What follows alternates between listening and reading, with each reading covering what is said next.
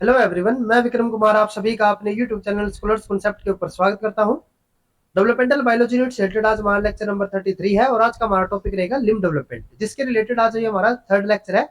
इससे पहले के दो लेक्चर के अंदर भी हमने लिम्ब डेवलपमेंट के बारे में स्टडी किया था। ठीक है, तो आज इसका हमारा ये थर्ड लेक्चर रहेगा और आज के लेक्चर में हम बात करेंगे कि जो हमारी यहाँ पे लिम्ब डेवलपमेंट रहती है उसके अंदर हमारी जो proximal to distal axis determination होती है वो हमारी किस तरीके से होती है। The FGF10 induced apical ectodermal ridge is a multi-purpose signaling center। अभी यहाँ पे क्या होता है, जैसे कि हमने लास्ट लेक्चर के अंदर भी डिस्कस किया था कि जो हमारा FGF10 होता है ना, वो हमारा AER जो हमारे यहाँ पे एपिकल एक्टोडर्मल रिज रहता है उसको इंड्यूस करेगा, उसकी फॉर्मेशन के अंदर हमारी हेल्प करेंगे। ठीक है, जो हमारे यहाँ पे AER बनता है ना, वो हमारा क्या होता है, एक मल्टीपर्पज सिग्नलिंग सेंटर होगा। ठीक है, और ये क्या करेगा, it influence patterning along all axis of limb development.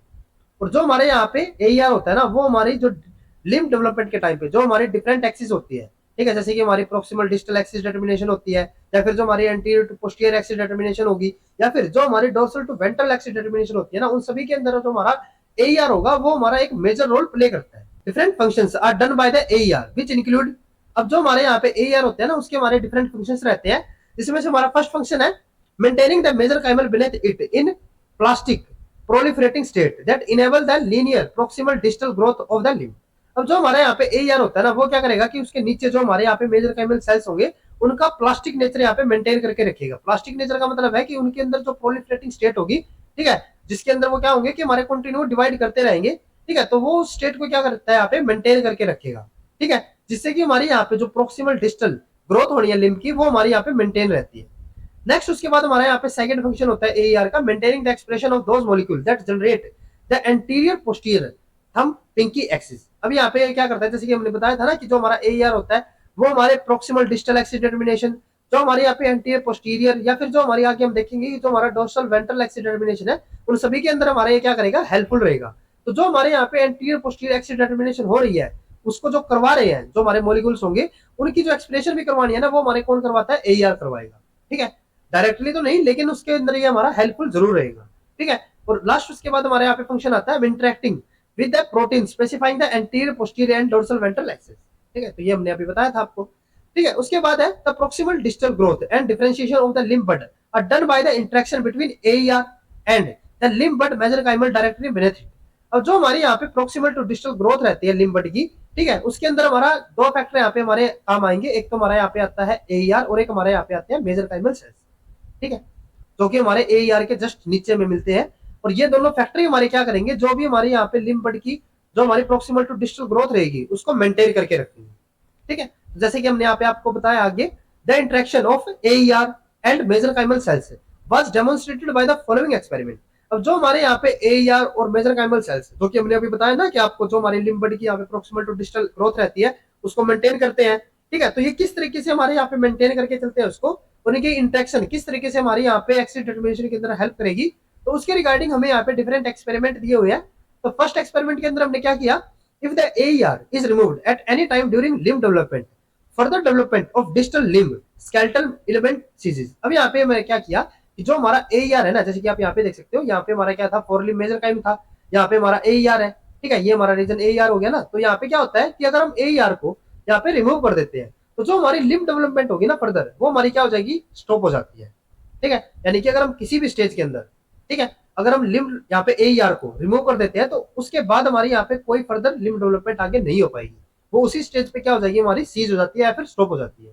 Next उसके बाद एक्सपेरिमेंट में हमने क्या किया, if an extra AER is grafted onto the existing limb bud, supernumerary structure are formed usually toward the distal end of the limb। अब यहाँ पे तो हमने क्या किया था कि AER को हमने रिमूव कर दिया था। नेक्स्ट में हमने क्या किया कि यहाँ पे हमने एक्स्ट्रा AER को ऐड कर दिया। ठीक है, यहाँ पे हमारा क्या था कि जो हमारा यहाँ पे ये वाला एंड था ना, इस तरफ तो हमारा AER था ही। ठीक है, जो इसका दूसरा एंड भी था ना इस तरफ, यहाँ पे भी हमने क्या कर दिया, AER को ऐड कर दिया। ठीक है, तो अगर हम यहाँ पे दूसरे एंड पे AER को ऐड करते हैं तो उस टाइम पे क्या होगा कि यहाँ पे हमारा एक और, जैसे कि यहाँ पे तो हमारा क्या था, नॉर्मल अगर हम बात करते हैं तो यहाँ पे हमारा जो नॉर्मल फोरलिम था उसकी हमारी यहाँ पे डेवलपमेंट हो जानी चाहिए थी। लेकिन अगर हम यहाँ पे एक्स्ट्रा AER को ऐड कर देते हैं तो यहाँ पे हमारा जो विंग रहेगा ना फोरलिम, उसकी हमारी यहाँ पे डुप्लीकेशन हो जाएगी। ठीक है, विंग्स हमारे किसके अंदर आते हैं, फोरलिम्स के अंदर। ठीक है, तो यहाँ पे हमने अगर एक्स्ट्रा AER को ऐड कर देते हैं तो यहाँ पे हमारा क्या हो जाएगा, जो विंग्स होंगे उनकी डुप्लीकेशन हो जाती है। ठीक है, नेक्स्ट उसके बाद एक्सपेरिमेंट में हमने क्या किया, leg mesenchyme is placed beneath the wing AER distal hind limb structure toes develop at the end of the limb. अब यहाँ पे हमने क्या किया नेक्स्ट एक्सपेरिमेंट के अंदर कि जो हमारा लेग मेसेनकाइम था ना, लेग हमारे किसके अंदर आएंगे यहाँ पे हाइंड लिम्ब के अंदर, ठीक है। तो यहाँ पे हमने क्या किया कि जो हमारे हाइंड लिम्ब या फिर जो हमारे लेग मेसेनकाइम सेल्स थे उनको हमने प्लेस कर दिया कहाँ पे, जो हमारे विंग एईआर है ना जस्ट उसके नीचे, ठीक है। जैसे कि हमने यहाँ पे क्या किया कि जो हमारे यहाँ पे लेग मेसेनकाइम थे ये हमारे क्या हो गए लेग मेसेनकाइम हो गए, और इनको हमने कहाँ पे प्लेस कर दिया जो हमारे यहाँ पे विंग एईआर है उनके जस्ट नीचे। तो यहाँ पे क्या होता है कि नॉर्मली तो हमारे यहाँ पे क्या होना चाहिए था, हमारे विंग की डेवलपमेंट यहाँ पे होनी चाहिए थी, लेकिन यहाँ पे क्या होता है कि जो हमारे डिस्टल हाइंड लिम्ब यानी कि जो हमारी यहाँ पे लेग्स होगी, ठीक है। तो यहाँ पे किसकी डेवलपमेंट होती है, डिस्टल हाइंड लिम्ब स्ट्रक्चर की, जैसे कि टोज, ठीक है, उसकी हमारी यहाँ पे डेवलपमेंट हो जाती है लिम्ब के एंड के ऊपर, ठीक है। जैसे कि आप यहाँ पे देख सकते हो यहाँ पे हमारी किसकी डेवलपमेंट हो जाती है, जो हमारे लेग्स है उनकी। नॉर्मली यहाँ पे क्या होना चाहिए था, विंग्स की फॉर्मेशन होनी चाहिए थी, लेकिन यहाँ पे क्या हो जाता है लेग्स की फॉर्मेशन होती है। और वो क्यों होती है, क्योंकि हमने जो यहाँ पे मेसेनकाइम यूज किया ना वो हमने किसका किया है, लेग का, तो इसीलिए हमारे यहाँ पे स्ट्रक्चर किसकी बनती है, लेग की, ठीक है। अब उसके बाद हमने यहाँ पे नेक्स्ट एक्सपेरिमेंट के अंदर क्या किया, if limb mesenchyme is replaced by the non-limb mesenchyme beneath the AER regresses and limb development ceases। अब नेक्स्ट में हमने यहाँ पे क्या करते हैं कि जो हमारे यहाँ पे मेसेनकाइम सेल्स है वो हमने कौन से यूज किया, नॉन लिम्ब, यानी कि ना तो हमने यहाँ पे फोर लिम्ब वाले यूज किए, ठीक है, ना ही हमने हाइंड लिम्ब वाले यहाँ पे यूज किए। जैसे कि पिछले वाले एक्सपेरिमेंट में हमने क्या किया था कि जो हमने यहाँ पे हाइंड लिम्ब या फिर लेग्स थे उनके हमने यहाँ पे मेसेनकाइमल सेल्स यूज किए थे, लेकिन यहाँ पे तो हमने ऐसे मेसेनकाइमल सेल्स लिए जो कि हमारे नॉन लिम्ब नेचर के हैं, ठीक है। और अगर हम यहाँ पे नॉन लिम्ब नेचर के मेसेनकाइमल सेल्स यूज करते हैं एईआर के नीचे, ठीक है, तो यहाँ पे हमारा जो एईआर होगा ना वो हमारा क्या हो जाएगा, रिग्रेस हो जाएगा, और यहाँ पे हमारी कोई भी लिम्ब डेवलपमेंट फर्दर नहीं हो पाती, ठीक है। अब उसके अलावा क्या है, the AER keeps the mesenchymal cells directly beneath it in a state of mitotic proliferation and prevent them from forming cartilage। अब यहाँ पे क्या होता है कि जो हमारे एईआर होते हैं ना वो हमारे क्या करते हैं, जो हमारे मेसेनकाइमल सेल्स होंगे, जैसे कि मैंने आपको पहले ही बताया था कि जो हमारे एईआर होते हैं ना वो हमारे क्या करते हैं, जो हमारे मेसेनकाइमल सेल्स होते हैं उनके अंदर प्लास्टिक नेचर या फिर जो उनका यहाँ पे प्रोलिफरेटिंग नेचर होगा उसको मेंटेन करके रखते हैं, ठीक है। तो यही हमने यहाँ पे बताया है कि जो हमारे एईआर होते हैं ना वो क्या करते हैं, जो उनके नीचे हमारे मेसेनकाइमल सेल्स होंगे, ठीक है, उनके अंदर जो माइटोटिक प्रोलिफरेशन नेचर होगा ना उसको वो मेंटेन करके रखते हैं, जिससे कि वो हमारे कार्टिलेजेस की यहाँ पे फॉर्मेशन नहीं कर पाते, ठीक है। अब एक और यहाँ पे हमने एक्सपेरिमेंट किया था कि यहाँ पे हमने क्या किया कि जो हमारे यहाँ पे एईआर है उसको हमने रिप्लेस कर दिया किसके साथ, एफजीएफ बीड्स के साथ। तो हमारी यहाँ पे क्या होती है, नॉर्मल विंग की यहाँ पे फॉर्मेशन हो जाती है, ठीक है। तो यानी कि जो हमारे यहाँ पे एईआर होते हैं ना वो हमारे क्या करेंगे, यहाँ पे एफजीएफ को रिलीज करते हैं, ठीक है। और उसी के थ्रू क्या करते हैं, जो हमारे मेसेनकाइमल सेल्स होंगे ना उनकी ग्रोथ को यहाँ पे मेंटेन करते हैं, ठीक है। तो इसीलिए हमने यहाँ पे क्या किया कि अगर हम यहाँ पे एईआर को रिमूव करके अगर हम यहाँ पे डायरेक्टली एफजीएफ बीड्स यहाँ पे रख देते हैं तो भी क्या होगा, जो हमारे मेसेनकाइमल सेल्स होंगे उनकी यहाँ पे नॉर्मल ग्रोथ हो जाएगी और यहाँ पे हमारे नॉर्मल विंग की स्ट्रक्चर यहाँ पे बन जाएगी, ठीक है। अब जैसे कि हमने आगे बताया आपको, FGF8 is the major activating factor in the AER and FGF8 secreting bead can substitute for the AER functions in inducing limb growth। अब यहाँ पे क्या होता है, जैसे मैंने आपको पीछे बताया ना, यहाँ पे हमने क्या किया, FGF बीड्स को यहाँ पे रख दिया, ठीक है, AER की जगह उसको रिप्लेस कर दिया, तो भी हमारे यहाँ पे क्या हो जाती है, नॉर्मल विंग की यहाँ पे स्ट्रक्चर हो जाती है। तो उससे हमें क्या पता चलता है कि जो हमारे FGF है ना, ठीक है, वो हमारे क्या कर सकते हैं, जो हमारे एईआर है ना उसको रिप्लेस कर सकते हैं। और इससे हमें क्या पता चलता है कि जो हमारे एईआर है ना वो कहीं ना कहीं हमारे जो एफजीएफ फैक्टर है हमारे उनको रिलीज कर रहे हैं। इसीलिए जब हम यहाँ पे एईआर की जगह अगर डायरेक्टली हम एफजीएफ को रख देते हैं तो भी हमारे यहाँ पे क्या होती है, नॉर्मल ग्रोथ हो जाएगी, ठीक है। तो उसी के रिगार्डिंग हमने यहाँ पे बताया है कि जो हमारे यहाँ पे हम एफजीएफ की बात कर रहे हैं ना वो हमारा मेजर एफजीएफ कौन सा होता है, यहाँ पे FGF8, ठीक है। और वो हमारा क्या करता है, अगर हम FGF सिक्रेटिंग बीड्स को यहाँ पे रख देते हैं एईआर की जगह तो भी वो हमारे क्या करेगा, वहां पे इंड्यूस करेगा नॉर्मल लिम्ब ग्रोथ को, ठीक है। There are other FGF made by the AER including FGF8, FGF9 and FGF17। अब FGF8 तो हमारे यहाँ पे मेजर था, उसके अलावा हमारे यहाँ पे डिफरेंट FGF और भी होते हैं, जैसे कि हमारा FGF4 हो गया, 9 हो गया या फिर 17 हो गया, ठीक है। Of any of this FGF causes only mind to no defect in the skeletal pattern, so suggesting significant redundancy exist within this family of limb patterning। अब यहाँ पे क्या है कि जैसे हमने यहाँ पे अलग अलग हमारे FGF बताया, जैसे कि हमारा कौन सा हो गया, एक हमारा FGF8 हो गया जो कि हमारा मेजर होता है, उसके अलावा हमारा 4 हो गया, 9 हो गया, 17 हो गया, ठीक है। ये सारे हमारे यहाँ पे क्या करेंगे, जो हमारे यहाँ पे लिम्ब डेवलपमेंट है उसको मेंटेन करके रखते हैं। लेकिन अगर हम यहाँ पे किसी एक को अगर हम यहाँ पे रिमूव भी कर देते हैं ना तो भी हमारा कोई यूं नहीं है कि हमारा मेजर यहाँ पे कोई डिफेक्ट हमें देखने को मिलता है, या तो हमारा यहाँ पे माइल्ड हमें डिफेक्ट देखने को मिलेगा या फिर हमारा कोई डिफेक्ट हमें देखने को भी नहीं मिलता। इससे हमें क्या पता चलता है कि ये जो हमारे डिफरेंट फैक्टर है ना ये एक दूसरे को जो फंक्शंस है उनको क्या कर रहे हैं, ये कॉम्प्लीमेंट कर रहे हैं, ठीक है, यानी कि अगर हमारा यहाँ पे 4 अगर हमारा डिलीट भी कर देते हैं, उसको रिमूव भी कर देते हैं, तो जो बाकी के हमारे यहाँ पे फैक्टर होंगे ना, वो उसके जो वर्क होगा उसका उसका जो फंक्शन होगा उसको क्या करेंगे, कॉम्प्लीमेंट कर देंगे। ठीक है, उसके लिए वो वहां पे क्या रहेंगे, अवेलेबल रहेंगे। इसके में यहाँ पे ऐसी यू भी नहीं है कि अगर हमारा ये यहाँ से रिमूव हो जाता है तो हमारा कोई मेजर यहाँ पे डिफेक्ट हमें देखने को मिलेगा। ठीक है, यानी कि इनके फंक्शन को ये क्या कर देंगे, कंपनसेट कर देंगे जो हमारे बाकी के यहाँ पे एफजीएफ रहेंगे। ठीक है, however the genetic removal of multiple FGF gene demonstrate increasing severe and specific skeletal malformation with each additional FGF gene remove. लेकिन जैसे हमने यहाँ पे बताया ना कि अगर हम एक को ही अगर रिमूव करते हैं तो बाकी जो हमारे यहाँ पे एफजीएफ होंगे वो क्या कर देते हैं, उसके फंक्शन को कंपनसेट कर देंगे। ठीक है, लेकिन अगर हम यहाँ पे मल्टीपल एफजीएफ को रिमूव कर देते हैं, जैसे कि हमने यहाँ पे 4 के साथ हमने यहाँ पे क्या किया, जो हमारा 9 वाला था उसको भी रिमूव कर दिया, तो जो हमारे यहाँ पे डिफेक्ट होंगे ना वे हमारे सिवियर होते जाएंगे। ठीक है, यानी कि हमारे यहाँ पे जो डिफेक्ट होगा वो हमारा क्या हो जाएगा, उसकी जो टेंडेंसी रहेगी वो हमारी इंक्रीज होती जाएगी। ठीक है, और यहाँ पे हमारा जो एक मेजर मालफॉर्मेशन है वो हमें यहाँ पे देखने को मिल सकता है।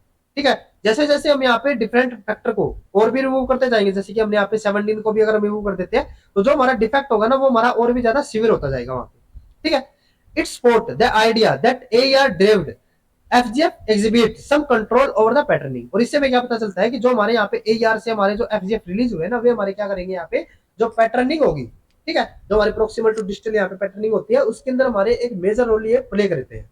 ठीक है, अब उसके बाद नेक्स्ट है यहाँ पे, if AER is removed from an early stage wind, if AER is removed from an early stage wing bud, only the a humerus form। अब यहाँ पे क्या किया हमने कि जो हमारा AER है ना वो हमने अर्ली स्टेज के अंदर भी रिमूव कर दिया।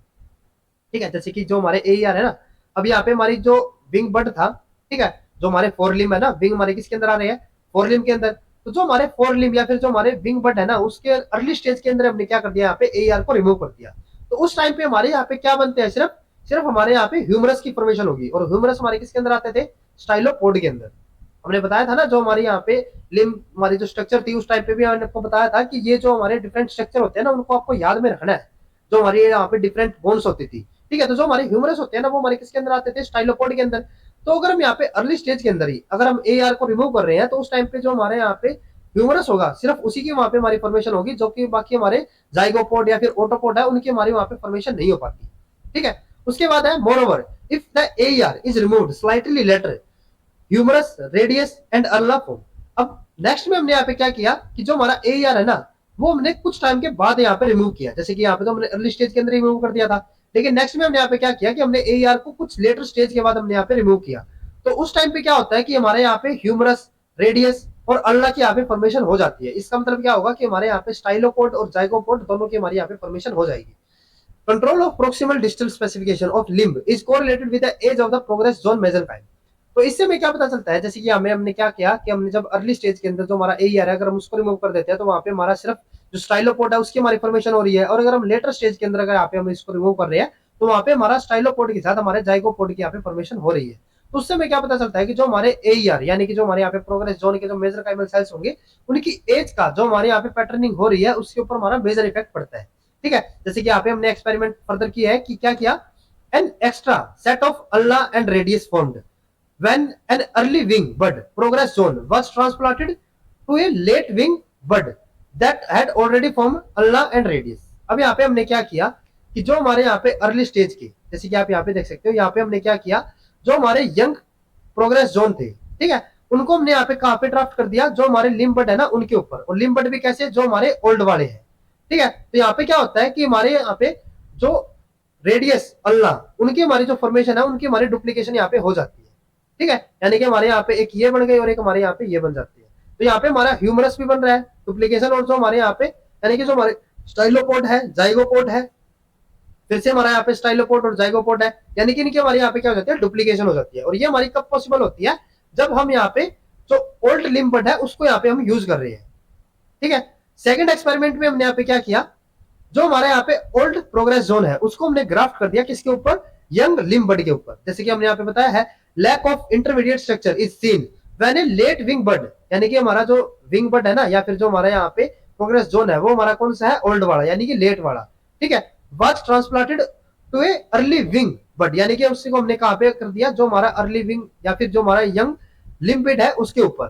ठीक है, तो वहां पे क्या होगा, हमारे वहां पे जो ह्यूमरस की भी स्ट्रक्चर थी ना, वो भी हमारे यहाँ पे नहीं बन पाएगी, यानी कि ना तो ह्यूमरस की और ना ही हमारे यहाँ पे जो रेडियस और अल्ना थी, यानी कि जो हमारे जाइगोपोड थी, उनकी हमारे यहाँ पे फॉर्मेशन नहीं हो पाती। ठीक है, तो इससे हमें क्या पता चलता है कि जो हमारे यहाँ पे प्रोग्रेस जोन का जो हमारी यहाँ पे एज होगी, उसका हमारे यहाँ पे मेजर इफेक्ट पड़ेगा। अगर हम यहाँ पे यंग वाले को यूज कर रहे हैं तो वहां पे हमारा क्या होगा, हमारी यहाँ पे डुप्लीकेशन हो जाती है। और अगर हम लेट वाले यहाँ पे यूज कर रहे हैं, यानी कि ओल्ड वाले अगर हम प्रोग्रेस जोन यहाँ पे यूज कर रहे हैं, तो वहां पे हमारा जो स्टाइलोपोड या फिर जो हमारे जाइगोपोड है, उनकी हमारी किसी भी वहां पे फॉर्मेशन नहीं हो पाती। अब नेक्स्ट उसके बाद है a gradient of FGF and WNT from the distal AER and a second gradient of retinoic acid from the proximal flank tissue। अब यहाँ पे हमारा क्या होता है कि यहाँ पे हमारे दो ग्रेडियंट बनते हैं। ठीक है, जो हमारी यहाँ पे प्रोक्सिमल टू डिस्टल हमारी यहाँ पे जो डिटर्मिनेशन हो रही है, उसी के अंदर हम यहाँ पे बात कर रहे हैं। तो यहाँ पे क्या होता है, हमारे दो ग्रेडियंट बनते हैं। एक हमारा यहाँ पे होता है FGF का, ठीक है, उसके साथ हमारे जो WNT होगी उनका, और उसके अलावा एक हमारे यहाँ पे ग्रेडियंट बनता है रेटिनोइक एसिड का। ठीक है, इन an experiment the undifferentiated limb bud mesenchyme cells are taken and repacked on the ectodermal hull of the young limb bud. As expected, the age of the mesenchyme determine the type of the bone formed। अब जैसे कि हमने पीछे भी देखा था, वहां पे हमने क्या बताया था कि जो हमारे मेसेंकाइमल सेल्स होंगे ना, वे हमारे क्या करते हैं, जो हमारे बोन की जो टाइप होगी, ठीक है, उसको हम डिटरमाइन कर रहे हैं। ठीक है, however the type of bone formed become more proximal in the stylopod direction if the young limb bud mesenchyme had been treated with a retinoic acid in the presence of the WNT and FGF। तो यहाँ पे हमने क्या किया, यहाँ पे हमने एक एक्सपेरिमेंट किया जिसके अंदर हमने क्या किया था, तो यहाँ पे हमने जो लिम्ब बड लिया है ना, वो तो हमने कौन से ले लिए, यंग वाले। ठीक है, लेकिन उसको हमने किसके साथ ट्रीट कर दिया, RA के साथ। ठीक है, और किसकी प्रेजेंस में, WNT एंड FGF की प्रेजेंस में। तो यहाँ पे हमारा क्या होता है कि हमारे जो मोर प्रोक्सिमल यानी कि जो हमारे यहाँ पे स्टाइलोपोड है, उनकी वहां पे हमारी फॉर्मेशन हो जाती है। ठीक है, जैसे कि अगर हम यहाँ पे बात करते हैं, जो हमने पीछे एक्सपेरिमेंट में देखा कि अगर हम यहाँ पे यंग लिम्ब बड की यहाँ पे यूज कर रहे थे, तो उस टाइम पे हमारा क्या होता था कि हमारे जो स्टाइलोपोड और जो जाइगोपोड है, उनकी वहां पे हमारी फॉर्मेशन नहीं हो पाती थी। लेकिन यहाँ पे हमने क्या देखा कि अगर हम यंग लिम्ब बड को यहाँ पे यूज कर रहे हैं, लेकिन उसके साथ हमने यहाँ पे रेटिनोइक एसिड भी ऐड कर दिया, तो वहां पे हमारे जो मोर प्रोक्सिमल हमारे स्ट्रक्चर होगी, उनकी वहां पे हमारी फॉर्मेशन हो जाती है। ठीक है, moreover it become more distal toward the autopod if the mesenchymal has been treated with only with the FGF and WNT। अब सेकंड एक्सपेरिमेंट में हमने यहाँ पे क्या किया, हमने यहाँ पे फिर से यंग लिम्ब बड लिए, लेकिन अब की बार हमने सिर्फ WNT और FGF के साथ ही इसका ट्रीटमेंट करवाया। अब की बार हमने यहाँ पे RA को ऐड नहीं किया।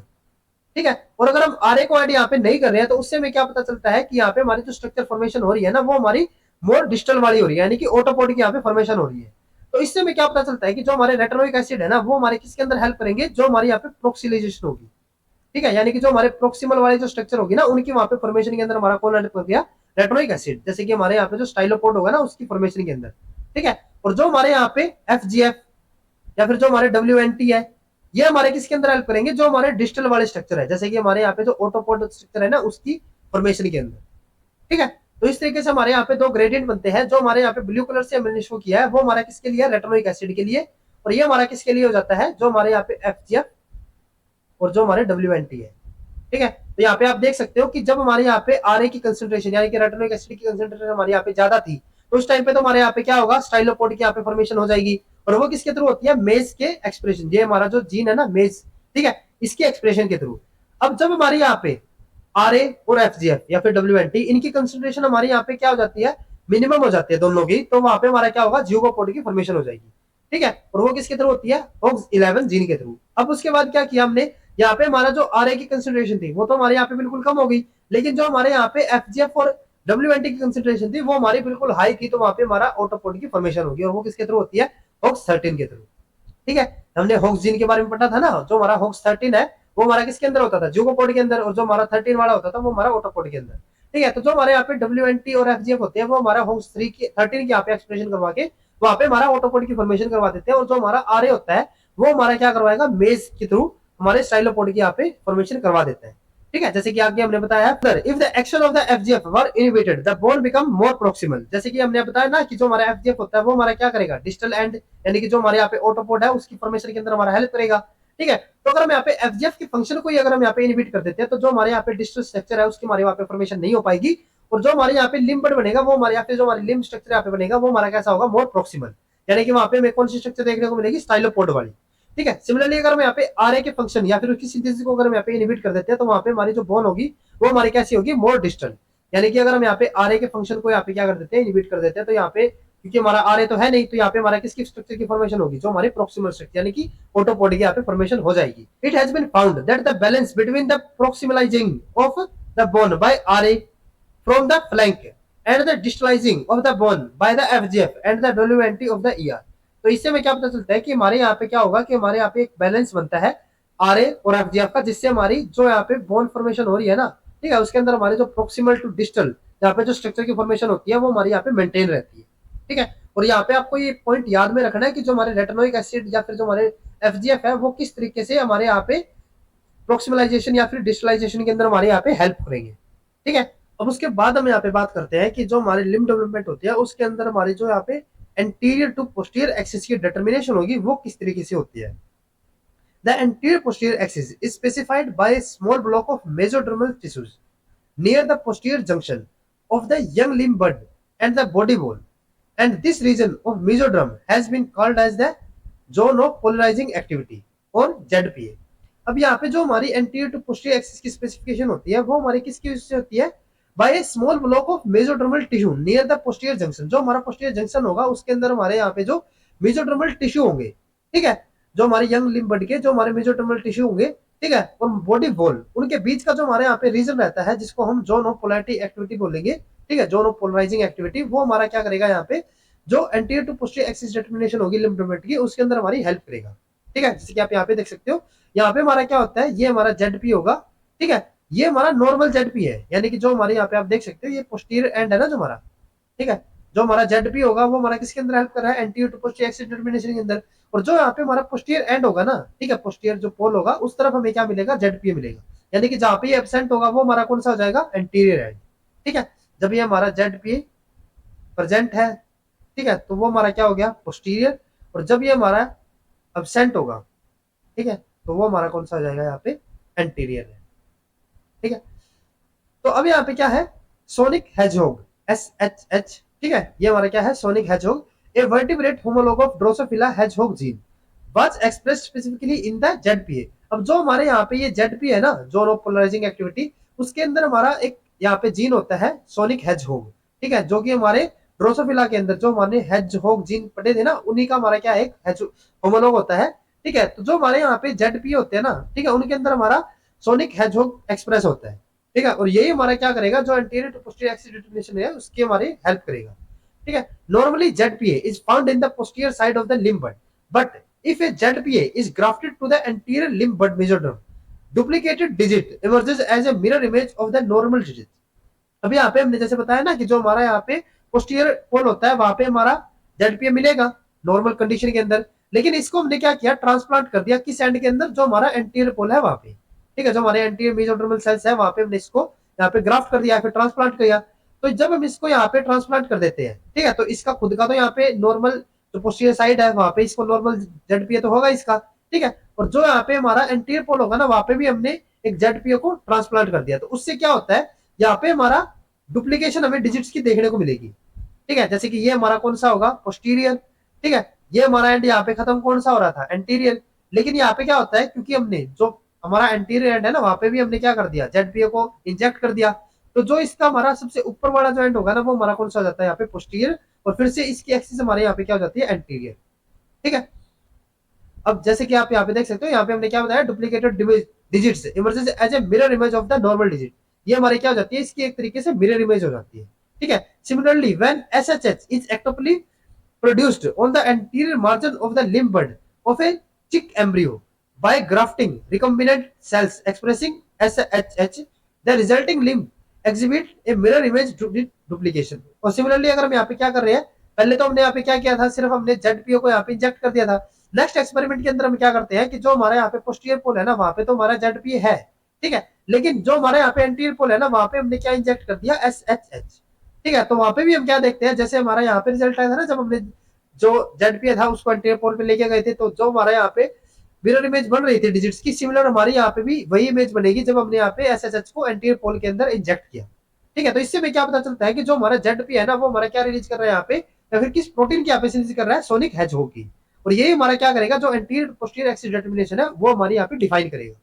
ठीक है, अब उसके बाद है, it seems that specification of digit is primarily dependent on the amount of the time and SHH gene is expressed and only a little bit of concentration of SHH protein that other cell receive। अब यहाँ पे क्या है, जैसे कि अगर हम इसी एक्सपेरिमेंट की यहाँ पे बात करते हैं तो यहाँ पे हमने क्या देखा कि जब हमने SHH को यहाँ पे एक्सप्रेस करवाया तो हमारे यहाँ पे क्या बन रही है, एक हमारी मिरर इमेज बन रही है। और जो हमारा यहाँ पे नॉर्मल ZPA था इसने भी SHH यहाँ पे प्रोड्यूस किया होगा, तो यहाँ पे भी हमारा क्या हो रहा है, SHH हमारा बन रहा है, यहाँ पे भी हमारा क्या हो रहा है, SHH बन रहा है। ठीक है, लेकिन अगर हम यहाँ पे जो डिजिट्स यहाँ पे फॉर्म हुए ना, डुप्लीकेशन हमारी यहाँ पे हुई है, तो अगर हम यहाँ पे इसके स्ट्रक्चर को देखते हैं तो यहाँ पे हमें क्या पता चलता है, ये जो हमारा यहाँ पे पोल है, जो हमारी यहाँ पे स्ट्रक्चर होगी, जो यहाँ पे हमारी डिजिट है, ठीक है, इसकी यहाँ पे फॉर्मेशन हो गई। सिमिलर हमारी यहाँ पे इसकी फॉर्मेशन हो रही है, यानी कि जब हमारे यहाँ पे SHH की कंसंट्रेशन बहुत ज्यादा हमारे यहाँ पे कंसंट्रेशन होती है, ठीक है, तो हमारे यहाँ पे एक पर्टिकुलर टाइप की हमारी स्ट्रक्चर हो जाती है। लेकिन अगर हम यहाँ पे बीच में बात करते हैं ना, तो बीच में हमारे यहाँ पे क्या हो रहा है, हमारी डिफरेंट टाइप की स्ट्रक्चर बन रही है। तो उससे हमें क्या पता चलता है कि जो हमारा SHH है ना, जैसे जैसे इसकी कंसंट्रेशन कम होती जाएगी तो जो हमारे यहाँ पे डिजिट्स की फॉर्मेशन है ना, वो भी हमारी क्या होती जाएगी, वेरी होती जाएगी। ठीक है, तो यानी कि जो हमारा SHH प्रोटीन यहाँ पे बन रहा है ना, वो एक तरीके से हमारा ग्रेडियंट के अकॉर्डिंग काम कर रहा है। ठीक है, और यही हमने आपको बताया यहाँ पे, it seems that specification of the digit is primarily dependent on the amount of the time and SHH gene is expressed, यानी कि कितना हमारा यहाँ पे SHH जीन हमारा एक्सप्रेस हो रहा है, कितने टाइम तक हो रहा है। ठीक है, और उसी की कंसंट्रेशन के अकॉर्डिंग हमारे यहाँ पे क्या हो रहा है कि जो हमारे जितने भी कंसंट्रेशन सेल को इसकी रिसीव हो रही है, उसी के अकॉर्डिंग हमारे यहाँ पे डिजिट्स की फॉर्मेशन होती है। ठीक है, the difference between the digit 4 and 5 is that the cell of the more posterior digit 5 express SHH longer and are exposed to the SHH for a longer time। अब जैसे कि आप यहाँ पे देख सकते हो, नॉर्मल अगर हम कंडीशन की बात करते हैं तो नॉर्मल 5 डिजिट होती है, ठीक है, चिक्स के अंदर। और यहाँ पे क्या होता है, जैसे कि ये यहाँ पे 5 डिजिट हो गई, ठीक है, जो हमारी पोस्टीरियर साइड होगी ना, वहां पे हमारा कौन सा आता है, डिजिट नंबर 5। ठीक है, यानी कि जो हमारा एंटीरियर साइड होगा वहां पे हमारी कौन सी होगी, डिजिट नंबर 1, और ये हमारी क्या हो जाती है 2, ये 3, ये 4। और अभी जैसे हमने बताया कि जो हमारी, जैसे कि यहाँ पे अगर हम देखते हैं, ये हमारा कौन सा हो गया, एंटीरियर एंड हो गया, ये हमारा क्या हो गया, पोस्टीरियर एंड हो गया। और पोस्टीरियर एंड के ऊपर जैसे हमने बताया, ये हमारी स्ट्रक्चर किसकी फॉर्मेशन करेगी, डिजिट 4 की, सॉरी डिजिट 5 की। ठीक है, तो अब यहाँ पे क्या होता है कि जो हमारे डिजिट 5 है उस तरफ हमारा क्या होगा, SHH बन रहा था, हमने देखा था ना, पोस्टीरियर साइड पे हमारा क्या बन रहा है, SHH बन रहा है। और यहाँ पे हमारा क्या हो रहा है, जो हमारा डिजिट 5 है उसकी फॉर्मेशन हो रही है। तो इसका मतलब क्या होगा कि जहां पे हमारा SHH की कंसिडरेशन हमारी सबसे ज्यादा होगी, वहां पे हमारी डिजिट नंबर 5 की फॉर्मेशन होगी। ठीक है, और अगर हम यहाँ पे बात करें डिजिट 4 और 5 की, अगर हम उनके डेवलपमेंट की बात करते हैं तो यहाँ पे हमें डिफरेंस क्या देखने को मिलता है, that the cell of the more posterior digit 5 express SHH longer and are exposed to the SH for a longer time। अब यहाँ पे हमारी दो डिजिट है, जैसे कि अगर हम यहाँ पे 4 और 5 को अगर हम कंपेयर करके देखते हैं तो इनके डेवलपमेंट के अंदर हमारा सिर्फ क्या चेंजेस आ रहा है कि जो हमारा डिजिट नंबर 5 है ना, वो हमारा SHH से ज्यादा टाइम के लिए हमारा क्या है, इंटरेक्ट कर रहा है। ठीक है, उसके पास हमारी जो SHH की कंसंट्रेशन है वो हमारी ज्यादा टाइम के लिए यहाँ पे रह रही है। ठीक है, लॉन्गर टाइम के लिए वो क्या हो रहा है, जो हमारा SHH है उसके साथ एक्सपोज हो रहा है। तो इसका मतलब क्या हुआ कि जितने ज्यादा टाइम तक हमारा SHH एक्सपोज होगा, उतना ही वो क्या करता रहेगा, हमारे जो पोस्टीरियर यहाँ पे डिजिट होगी उसकी फॉर्मेशन करेगा। ठीक है, यानी कि जब हमारी कंसंट्रेशन यहाँ पे सबसे ज्यादा टाइम तक एक्सपोज होगी, वो हमारा क्या हो जाएगा 5।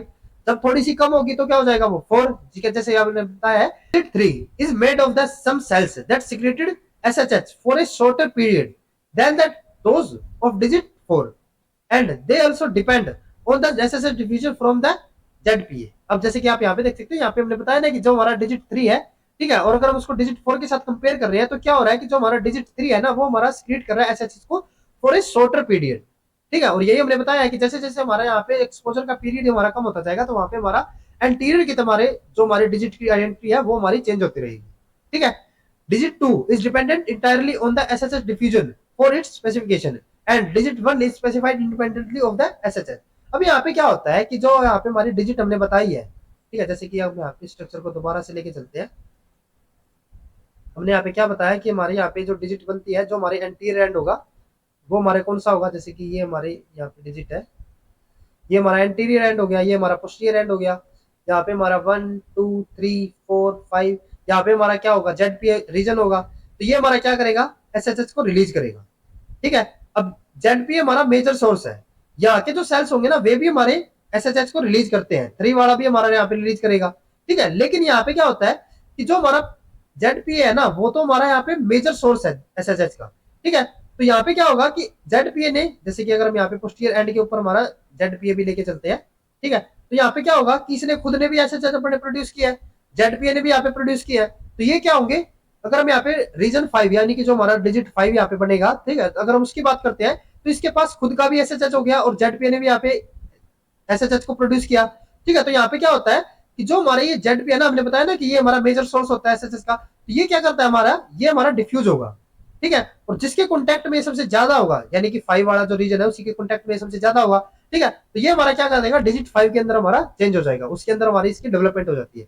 फर्दर अगर हम यहाँ पे 4 की बात करें तो इसके अंदर हमारा जो यहाँ पे डिफ्यूजन होगा वो हमारा थोड़ा सा कम होगा।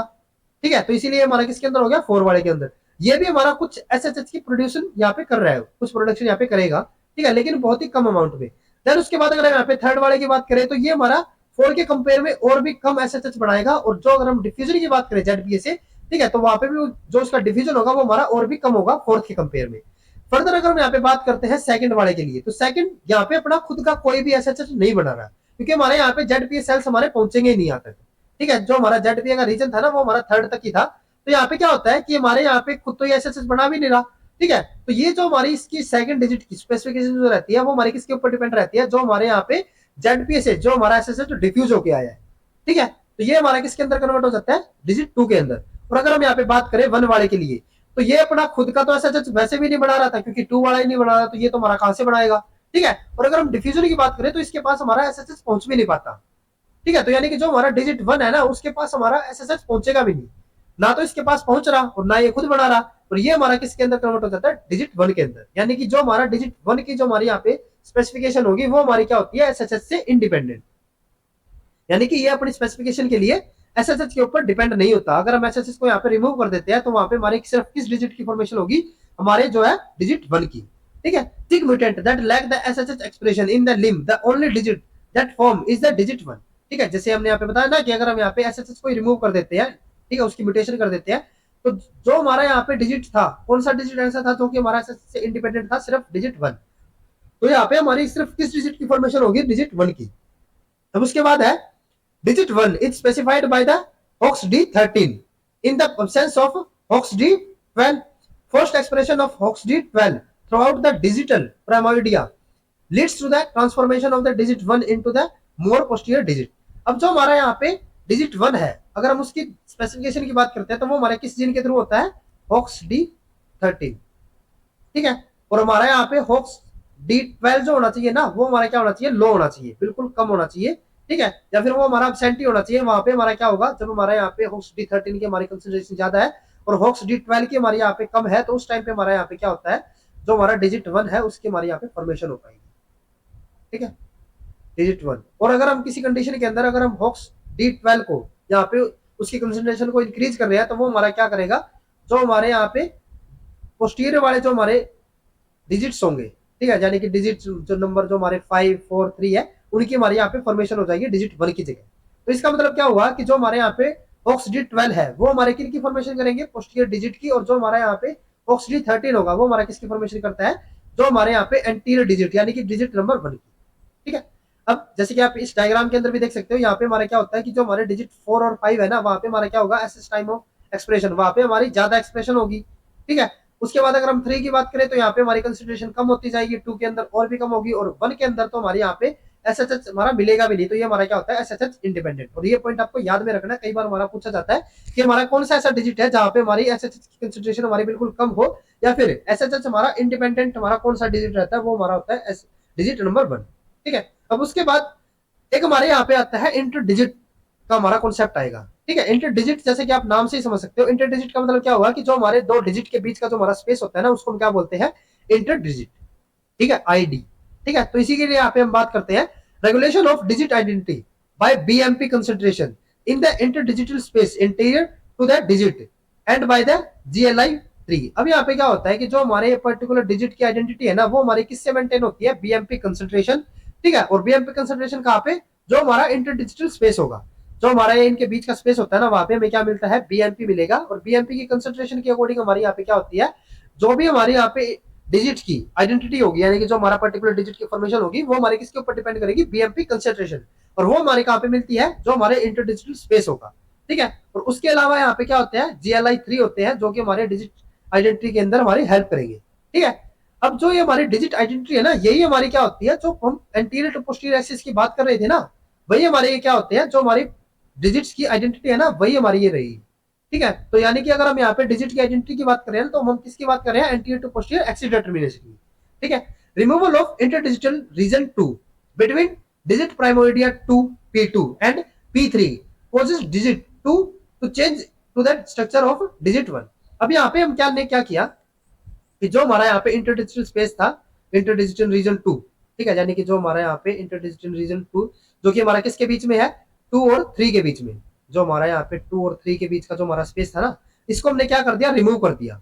ठीक है। और अगर हम इसको यहाँ पे रिमूव कर देते हैं ना, तो हमारा क्या होगा कि जो हमारा ये डिजिट 2 वाला था ना, ठीक है, वो हमारा किसके अंदर कन्वर्ट हो जाएगा, डिजिट 1 के अंदर। जैसे कि आप यहाँ पे देख सकते हो, अगर हम इसको यहाँ पे रिमूव कर देते हैं तो वो हमारा किसके अंदर कन्वर्ट हो जाएगा, जो हमारा डिजिट 2 है ना, वो हमारा डिजिट 1 के अंदर कन्वर्ट हो जाता है। ठीक है। अब उसके बाद नेक्स्ट हमने यहाँ पे क्या किया, similarly removing interdigital region 3 between digit primordia 3 and 4, जो हमारा 3 और 4 के बीच का जो हमारा रीजन था ना, अगर हम यहाँ पे इसको रिमूव कर देते हैं तो वहां पे हमारा क्या होगा कि जो हमारा यहाँ पे 3 वाला जो डिजिट था वो हमारा किसके अंदर कन्वर्ट हो जाएगा, 2 के अंदर।